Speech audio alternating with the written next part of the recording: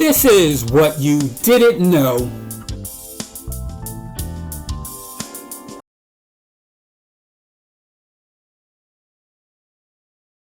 Today's time for another session for what you didn't know. Today is February 25th, Monday, 2019. And so today I'm going to be discussing tipping. Yes, tipping, that extra money you leave to the wait staff at your favorite restaurant, bar, club, pub, whatever. Well, in America, there was a time when tipping was considered undemocratic, un-American, and disrespectful, and an insult to leave a tip. So let's talk about first where tipping began and why it became acceptable.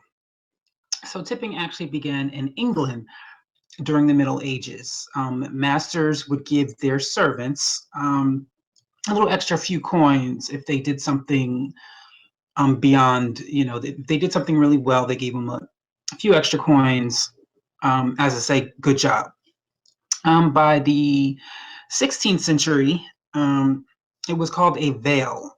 And basically, if you were a guest of someone else and their servant served you really well beyond their job duties, it was considered to you to leave them a vail. Now, before we talk about how the word tip came to play, let's first discuss that when this started leaving tips to servants and things of that sort, it was believed that you were only allowed to leave tips to people who you believe were your inferior, which means if you were superior to someone, you left them a tip.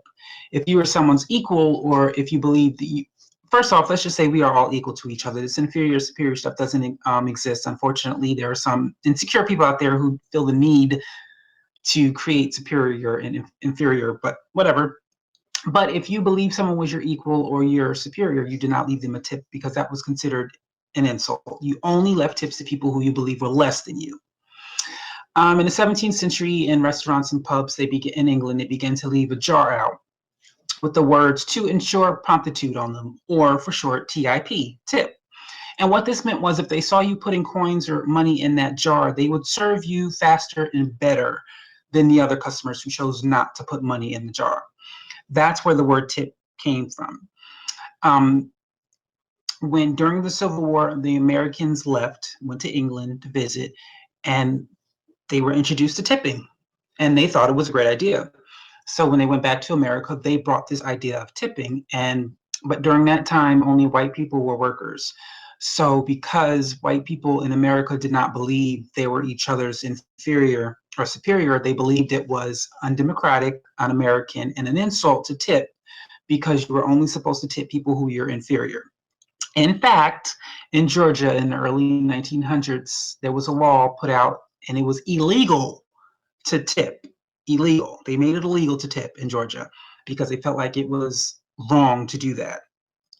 Once slavery was ended and Black people began to work, because most of the wait staff were Black and white people thought that they were superior to Blacks, that's when it became okay to tip. Because again, you're only supposed to tip those who you are superior to. And because white people believed that they were superior to Black people, they began to tip. And it was now okay to tip. In fact, some restaurant owners decided not to pay their staff that were Black or of color and encourage the customers to tip them so that they can have pay. So most people of color in America during this time who were working in restaurants, their pay were tips. They didn't actually get a check or wages. Their tips was their pay. And if you think about it, it really is wrong. America now is the only country that does the tips. All other countries just pay their staff minimum wage or higher.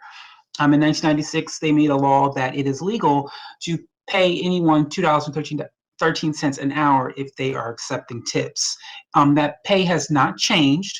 It's still legal to pay someone $2.13 an hour if they are receiving tips. Basically, they're saying their tips is their wages, not a check. I can't remember his name, unfortunately, in my research, but there is a man out there who owns a chain of restaurants where tipping is not allowed because he pays his staff a full wage so that the customers do not have to tip.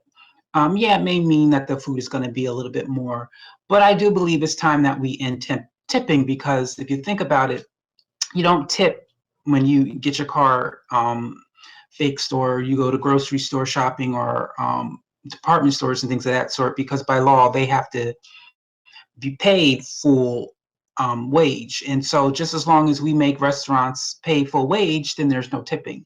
And every country does that except America.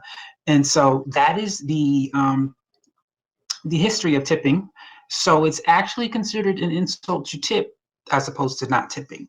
Of course, now we think it's an insult not to tip because, again, these people are not being paid well. But just as long as restaurant owners decide to pay them well, then tipping is not necessary. So that's the history of tipping. It's very, it didn't start out racist. It started out, but it did start out from bigots, basically, people who thought that they were better than someone else. And we're all equal, and we need to know that we're all equal, and no one is better than less than. We are all equal. And anything that has a history in bigotry, I believe, should be ended the proper way.